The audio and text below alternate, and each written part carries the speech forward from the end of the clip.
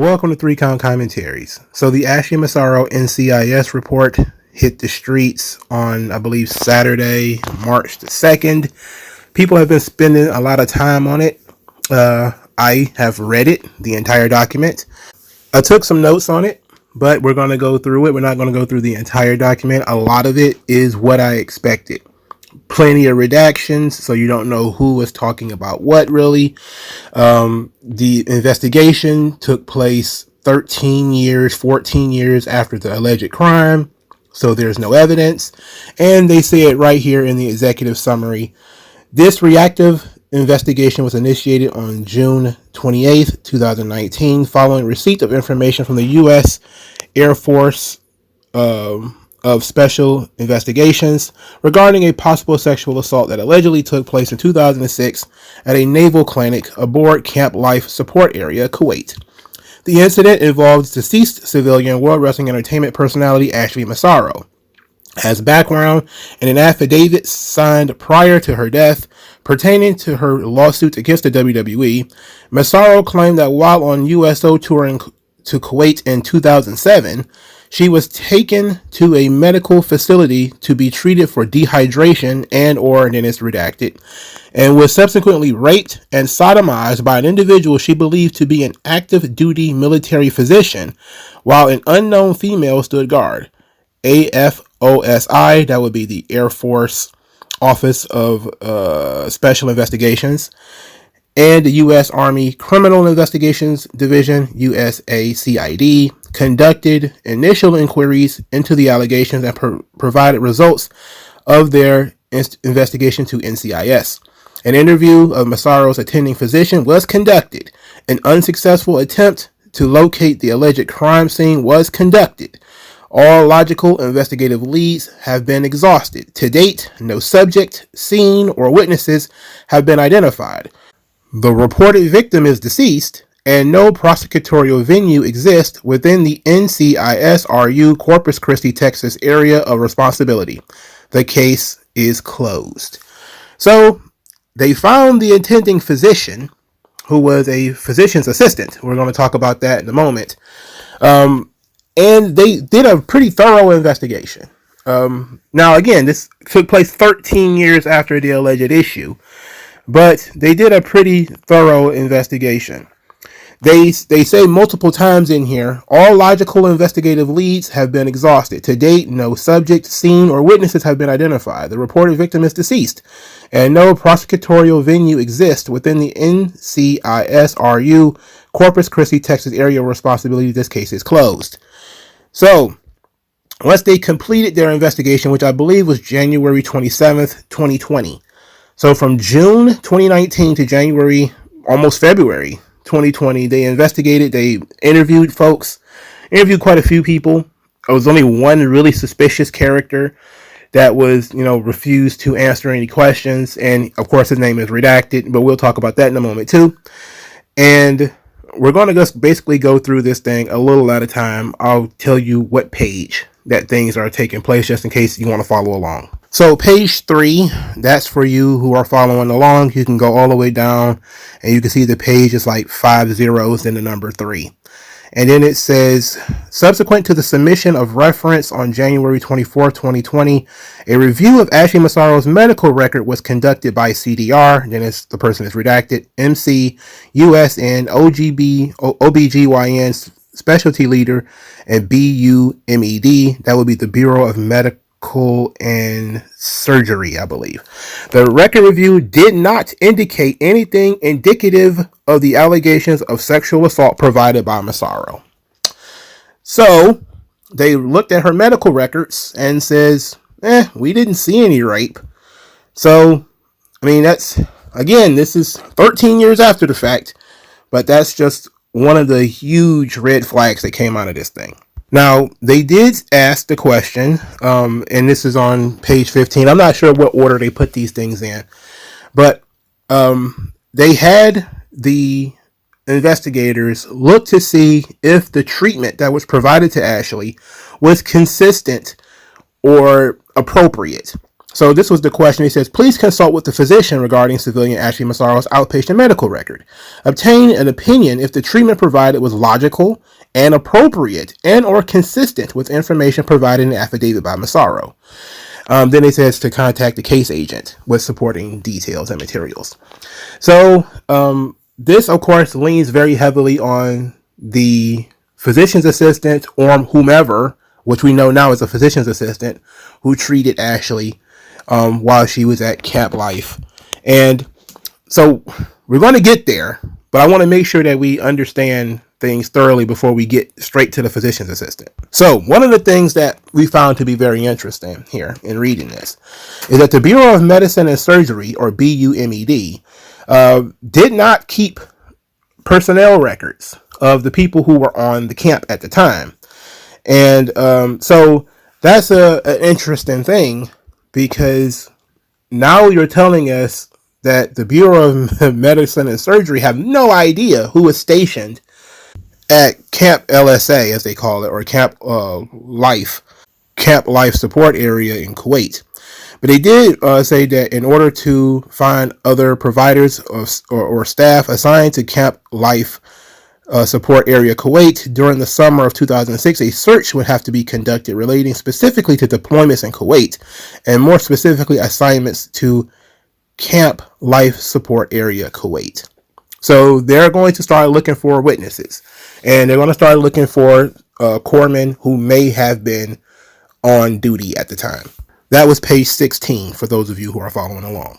We get to an interesting bit at page 22.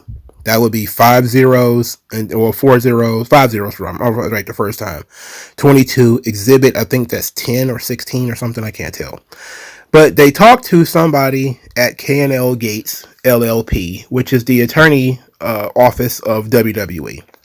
And it says, as background, in an affidavit signed prior to her death pertaining to her lawsuits against the WWE, Massaro claimed that while on the USA tour, it's been USO tour, to Kuwait in 2007, she was taken to a medical facility to be treated for dehydration and it blanked out, is redacted, and was subsequently raped and sodomized by an individual she believed to be an active duty military physician while an unknown female stood guard.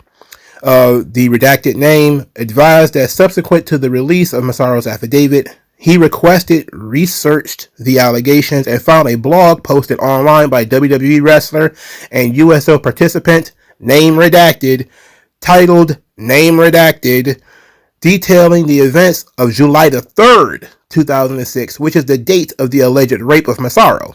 Enclosure A pertains, redacted, noted that redacted mentions Massaro insisted on attending a photo shoot with troops after her release from the medical clinic, which is inconsistent with her narrative in her affidavit, wherein she reports being taken to her hotel room where she went to sleep and remained until it was time for the tour to move on to the next destination of the tour schedule.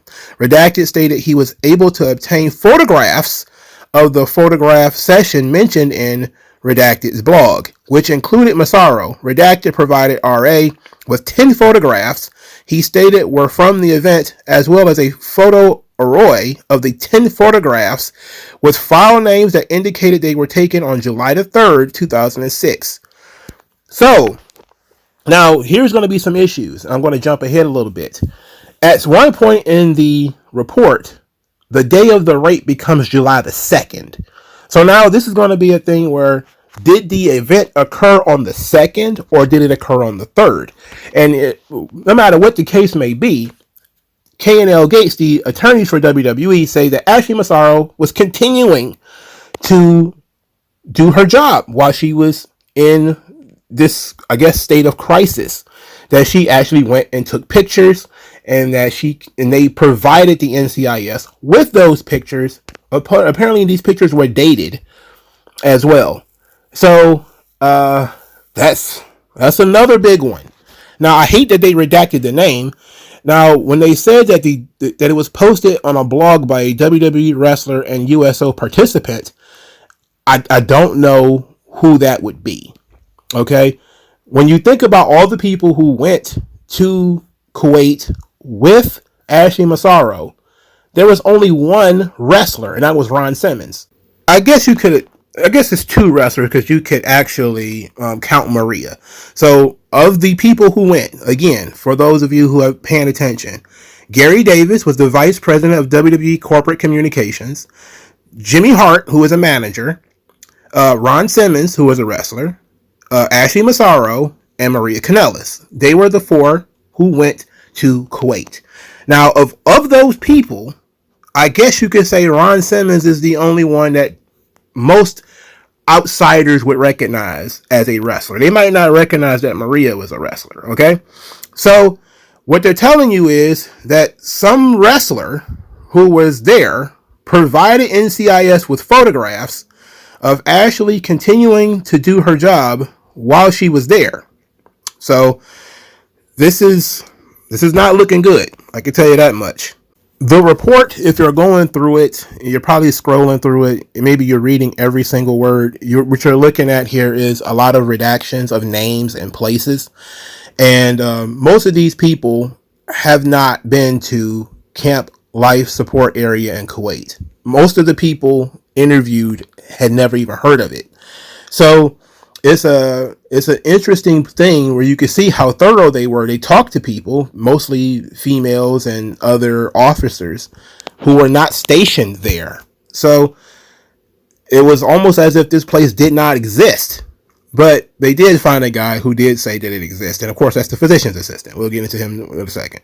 Now we jump all the way to page 65. It says the United States Army Criminal Investigation Division, or USACID, they obtained some information on Ashley Massaro. It says USACID notification following the death of Massaro that Massaro signed an affidavit as part of a lawsuit against WWE alleging she was on a USO tour in Kuwait in 2007 and was administered an IV of an unknown substance, rendering her temporarily paralyzed while an alleged doctor raped and sodomized her. USACID obtained medical treatment records indicating Massaro was seen on July the 2nd, 2006 by name redacted and was prescribed medication for abdominal pain and redacted. So they're trying to, of course, keep her medical stuff secret. So it says USCID contacted redacted and attempted to facilitate an interview in Houston, Texas. So I guess this is the physician's assistant that they talked to. So the physician's assistant was interviewed on June 25th, 2019. They interviewed the physician's assistant at his current office, which is somewhere in Houston, Texas. They audio recorded. I think they video recorded it too. No, it was audio recorded. So they provided a summary of the interview here. Not, word for word what he said, but basically summarizing what he said. The physician's assistant said, someone from the Air Force called him a month earlier and asked him some questions regarding Massaro, but he could not recall who called him. Which would mean that he was called around the time Ashley actually committed suicide and her attorney made the affidavit public. So this means this guy had, some time to think about it already. So here we go. He says that he was assigned to a tent city 1 mile away from Camp Ali Al-Salam, Kuwait, as a physician's assistant and was deployed for approximately 6 months in 2006. Stated the facility was essentially a double-wide trailer that had 2 urgent care bays, 2 exam rooms, and a small waiting area, a bathroom, some offices, and a pharmacy. He stated that there was a separate area for the Army medics. He also stated that the urgent care bays were open and had no door, but could be closed with a curtain. He also says he drew a sketch of how it looked as well. And he says that he marked the place where he treated Massaro with an X-ME. Then he says the exam rooms where he actually met Ashley, which we'll get there in a second, actually did have doors with locks on them. So it was mostly an open facility with the exception of the examination rooms, which were closed with locked doors. Now this is page 97. I don't know how it jumped from like 60 to 97, but whatever. So, because Ashley described what the people were wearing, I think she said the guy was wearing an orange shirt. They asked the physician's assistant about standard dress at the facility. And he says that standard dress was essentially fatigues, and mostly people wore fatigues with a brown t-shirt. And he says U.S. Army medics wore green fatigues, stated he will recall, he could not recall if people wore desert camo on top of a brown t-shirt.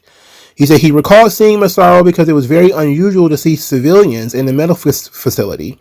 Recalled seeing 2 or 3 civilians in the medical facility during his deployment.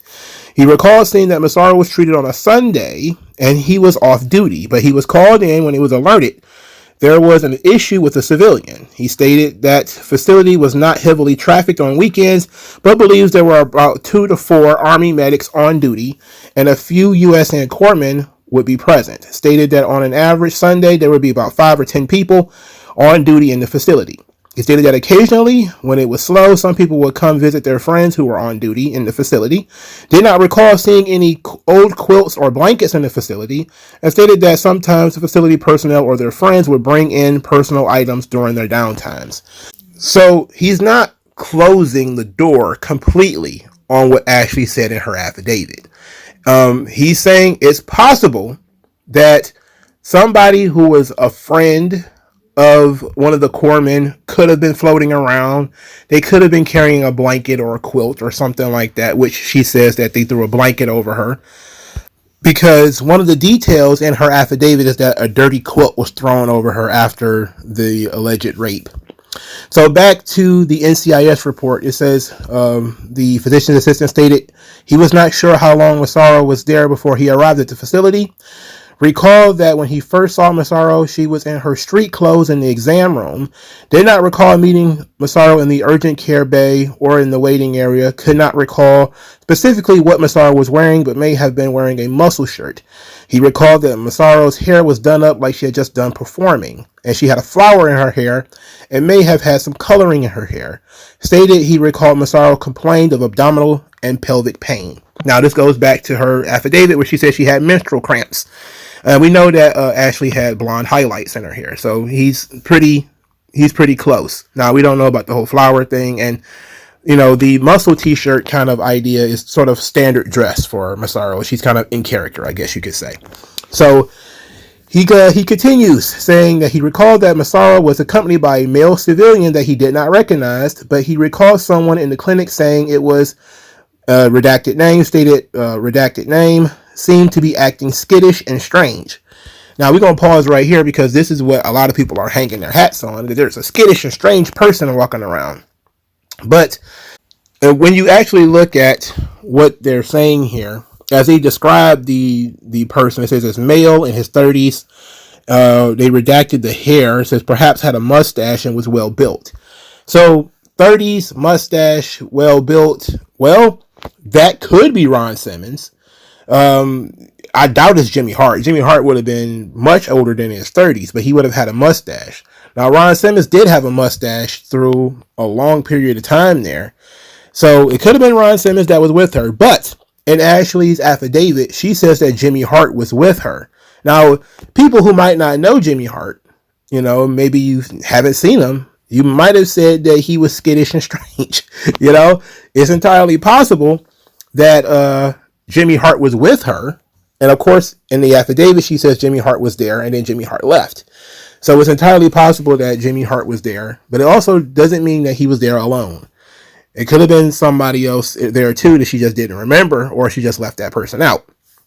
But let's continue to the NCIS report. It says the physician's assistant stated that he saw Massaro. He believed she was drowsy, but she was not falling asleep during the conversation or slurring her words. He recalled seeing someone else working in the facility may have said that she was a little high, but he was uncertain. Stated that he had a little experience with people on drugs or alcohol, so he was not sure.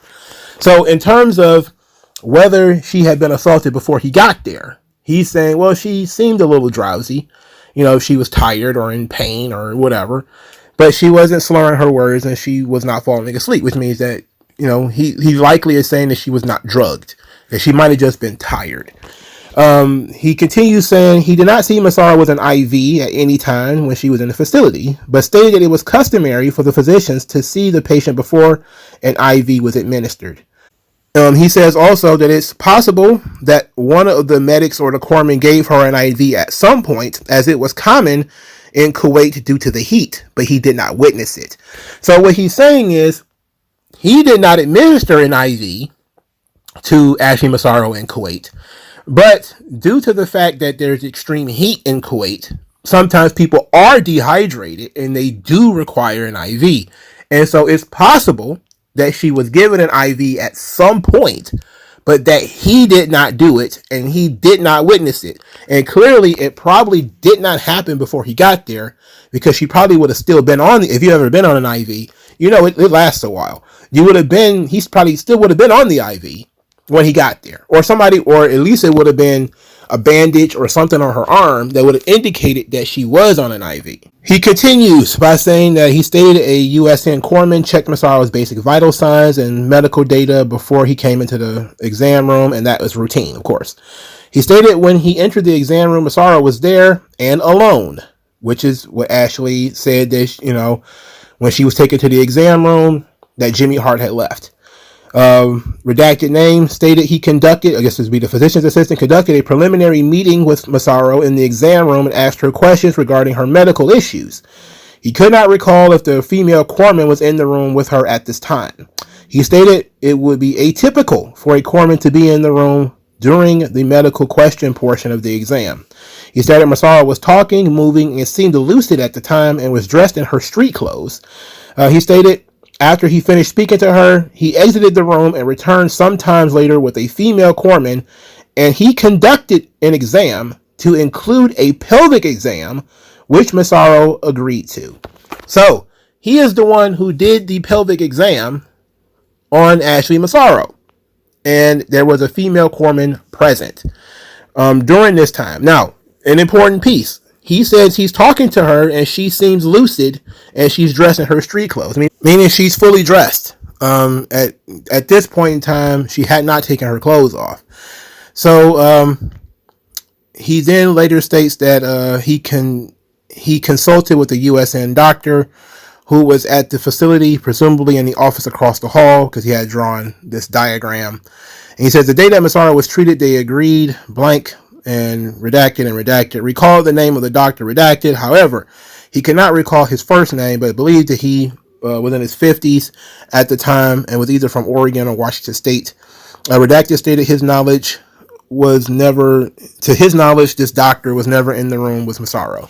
So, the guy says he left her for a while to consult with this other doctor, but to his knowledge, this other doctor was never in the room with Ashley.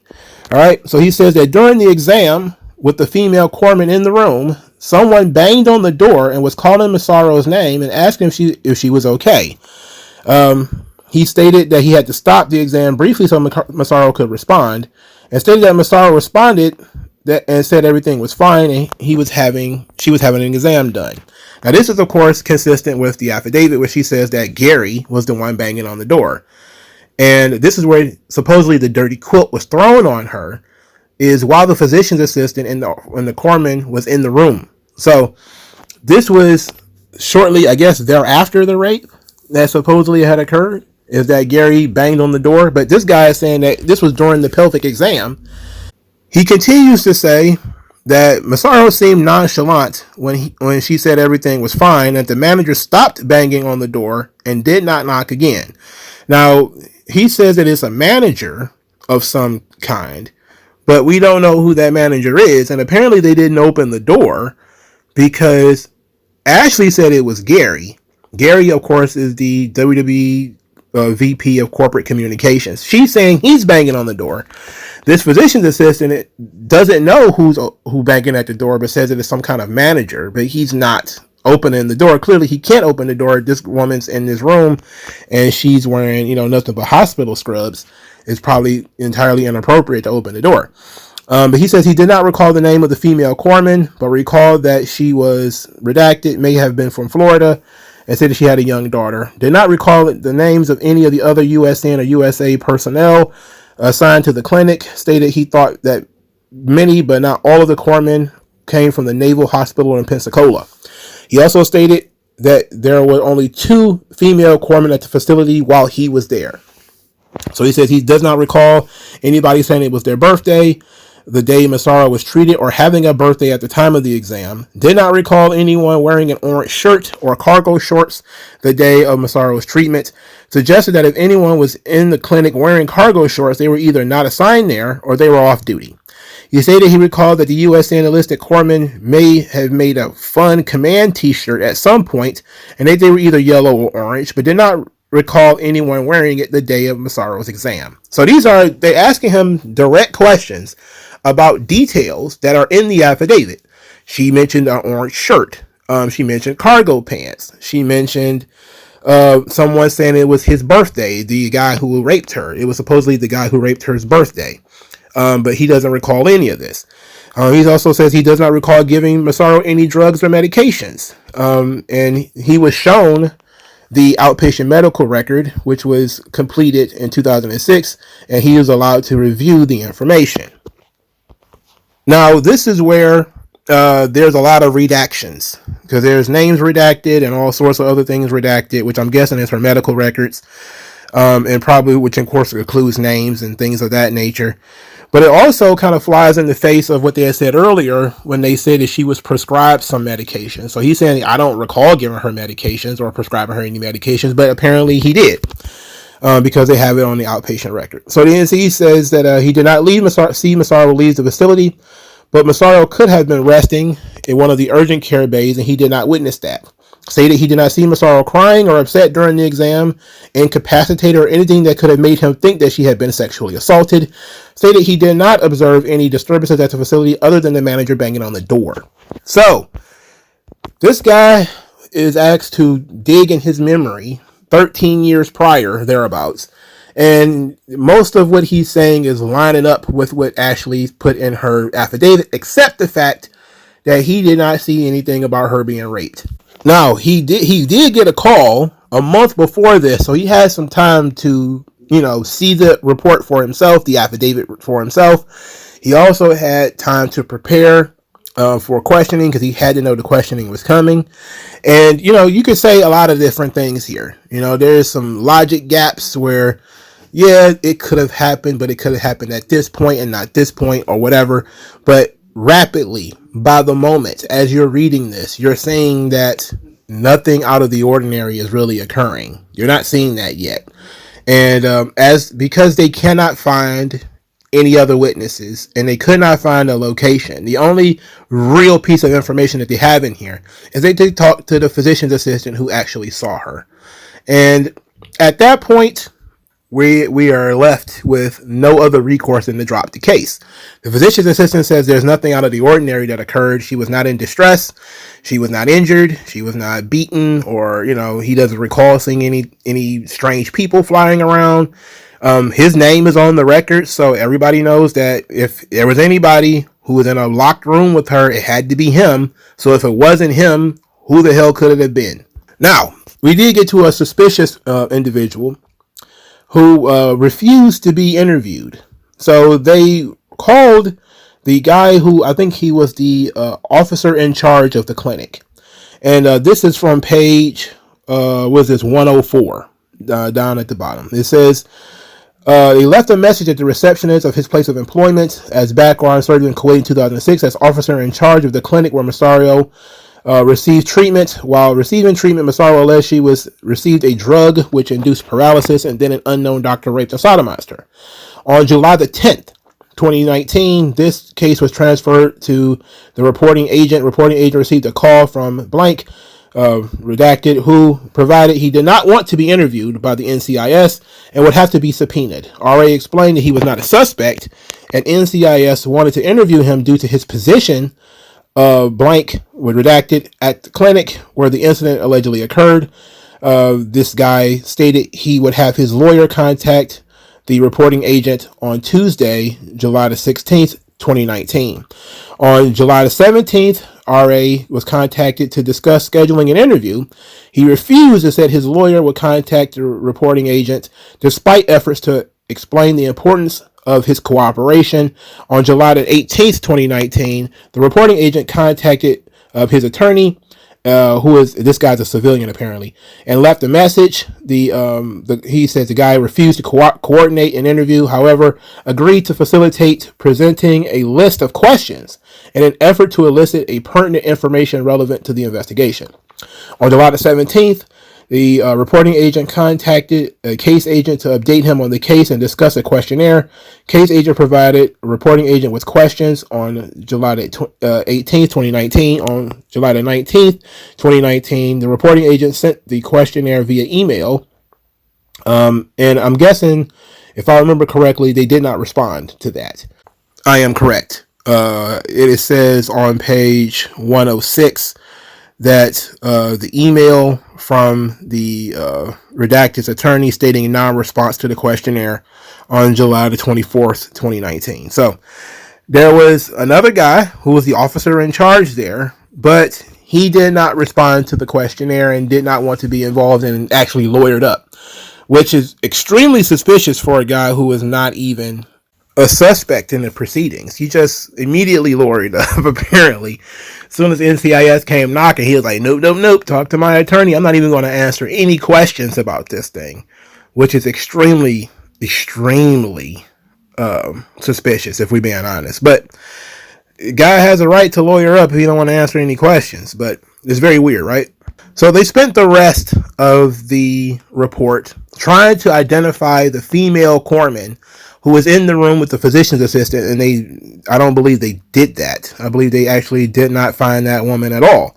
They was actually able to whittle it down to 4 potential women who could have been there, even though the physician's assistant said there was only 2 when he was there, and they could not find her. So they do not know who the woman is who was in the room with the physician's assistant, but there was a woman present, at least from what the physician's assistant said. Why her name was not listed on the outpatient medical record, I have no idea. So there's some interesting issues here. The guy who lawyered up the physician's assistant, who says there was a woman there, but he doesn't know who that woman was, what her name was, and they couldn't find her. So it's likely he was in that room by himself with her, which is entirely possible.